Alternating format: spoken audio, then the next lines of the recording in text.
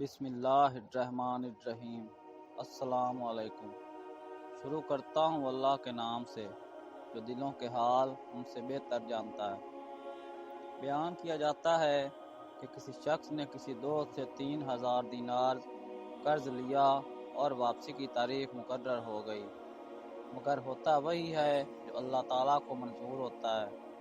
ہوا کچھ یوں کہ اس شخص کا کاروبار دیوالیہ ہو گیا اور وہ بالکل کنگال ہو کر رہ گیا۔ قرض دینے والے نے مقررہ تاریخ پر پہنچ کر قرض کی واپسی کا مطالبہ کیا۔ اس مقروض نے معذرت چاہی کہ بھائی میں مجبور ہوں، میرے پاس کوئی چیز نہیں۔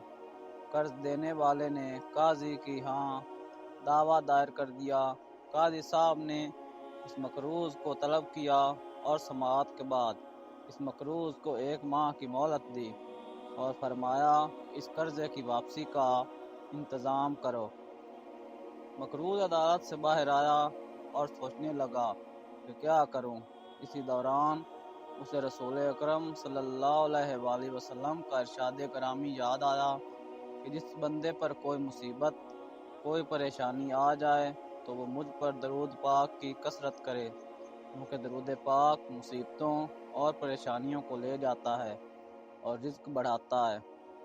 پھر ہوا یوں اس نے اٹھتے بیٹھتے درود پاک پڑھنا شروع کر دیا۔ کرتے کراتے 27 دن گزر گئے تو اسے رات کو ایک خواب دکھائی دیا۔ کوئی کہنے والا کہتا ہے کہ اے بندے تو پریشان نہ ہو، اللہ تعالیٰ کارساز ہے، تیرا قرض ادا ہو جائے گا۔ تو علی بن عیسیٰ وزیر سلطنت کے پاس جا اور جا کر اسے کہے کہ قرض ادا کرنے کے لیے مجھے 3000 دینار دے دے۔ فرمایا جب میں بیدار ہوا تو بڑا خوش تھا کہ پریشانی ختم ہو چکی، لیکن پھر یہ خیال آیا اگر وزیر صاحب کوئی دلیل یا نشانی طلب کریں تو میرے پاس کوئی دلیل نہیں۔ وہ صاحب فرماتے ہیں کہ دوسری رات ہوئی اور بستر پر گہری نیند میں سویا تو قسمت جاگ اٹھی، مجھے آقائے دو جہاں صلی اللہ علیہ وآلہ وسلم کا دیدار نصیب ہوا۔ حضور اکرم صلی اللہ علیہ وآلہ وسلم نے بھی مجھے علی بن عیسیٰ کے پاس جانے کا ارشاد فرمایا۔ جب آنکھ کھلی تو خوشی کی انتہا نہ تھی، لیکن پھر یہ خیال آیا کہ اگر وزیر صاحب کوئی دلیل یا نشانی طلب کریں تو میرے پاس کوئی دلیل نہیں۔ تیسری رات پھر نبی اکرم صلی اللہ علیہ وآلہ وسلم تشریف لاتے ہیں اور پھر حکم فرماتے ہیں کہ وزیر علی بن عیسیٰ کے پاس جاؤ اور اسے یہ فرمان سنا دو۔ عرض کیا کہ یا رسول اللہ صلی اللہ علیہ وآلہ وسلم، میں کوئی دلیل یا علامت چاہتا ہوں جو کہ اس ارشاد کی صداقت کی دلیل ہو۔ یہ سن کر حضور اکرم صلی اللہ علیہ وآلہ وسلم نے فرمایا اگر تجھ سے کوئی علامت دریافت کرے تو کہہ دینا کہ اس کی سچائی کی علامت یہ ہے کہ آپ نماز فجر کے بعد کسی کے ساتھ کلام کرنے سے پہلے درود پاک کا تحفہ دربار رسالت صلی اللہ علیہ وآلہ وسلم میں پیش کرتے ہو، جسے اللہ تعالیٰ اور کرامن کاتبین کے سوا کوئی نہیں جانتا۔ یہ فرما کر سید دو عالم صلی اللہ علیہ وآلہ وسلم تشریف لے گئے۔ کہتے ہیں کہ میں بیدار ہوا، نماز فجر کے بعد مسجد سے باہر قدم رکھا اور آج مہینہ پورا ہو چکا تھا۔ میں وزیر صاحب کی رہائش گاہ پر پہنچا اور وزیر صاحب سے سارا قصہ کہہ سنایا۔ جب وزیر صاحب نے کوئی دلیل طلب کی اور میں نے حضور صلی اللہ علیہ وآلہ وسلم کا ارشاد سنایا تو وزیر صاحب خوشی اور مسرت سے چمک اٹھے، فرمانے لگے کہ مرحبا یا رسول اللہ، اور پھر وزیر صاحب اندر گئے اور 9000 دینار لے کر آئے۔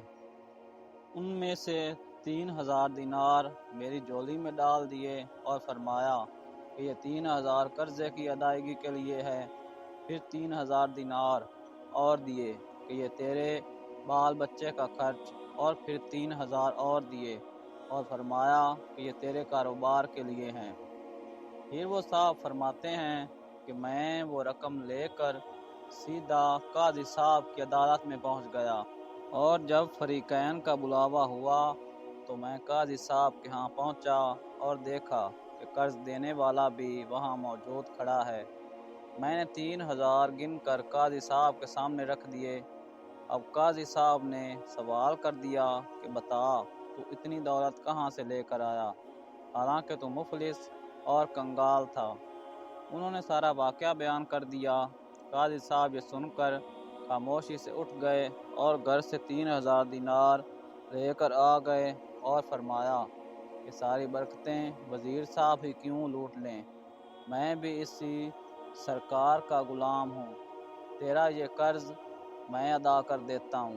جب صاحب دین قرض والے نے یہ ماجرا دیکھا تو وہ بولا کہ ساری رحمتیں تم لوگ ہی کیوں سمیٹ لو، میں بھی ان کی رحمت کا حقدار ہوں۔ یہ کہہ کر اس نے تحریر کر دیا، میں اس کا قرض اللہ جل جلالہ اور رسول اکرم صلی اللہ علیہ وآلہ وسلم کے لیے معاف کرتا ہوں۔ اور پھر مقروض نے قاضی صاحب سے کہا کہ آپ کا شکریہ، لیجئے اپنی رقم سنبھال لیجئے۔ تو قاضی صاحب نے فرمایا کہ اللہ تعالیٰ اور اس کے پیارے رسول صلی اللہ علیہ وآلہ وسلم کی محبت میں جو دینار لایا ہوں وہ واپس لینے کو ہرگز تیار نہیں، یہ آپ کے ہیں اور آپ لے جائیں۔ تو میں 12000 دینار لے کر گھر آ گیا اور قرضہ بھی معاف ہو گیا۔ یہ برکت ساری کی ساری درود پاک کی ہے۔